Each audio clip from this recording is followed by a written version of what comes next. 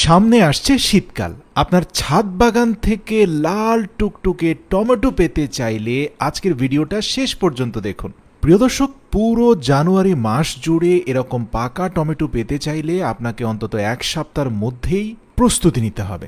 আচ্ছা, ভিডিওর শুরুতেই বলি, টমেটোর বীজ না কিনে এরকম তরতাজা বাজার থেকে বাছাই করা ভালো জাতের বেশ কিছু টমেটোকে ভিডিওতে দেখানো প্রসেসে স্লাইস করে কাটবেন। তারপরে একটা নির্ধারিত বীজ তলার মধ্যে জৈব সার মিশ্রিত মাটি, তার সাথে মিশাবেন অন্তত একটি পাকা কলাকে কেটে টুকরো টুকরো করে, এবং তার সাথে পাশাপাশি বিছিয়ে দিবেন আপনার সবগুলো স্লাইস করা টমেটো। তার উপরে আরও কিছু জৈব সার মিশ্রিত মাটি দিয়ে কিছুটা পানি স্প্রে করে দিন।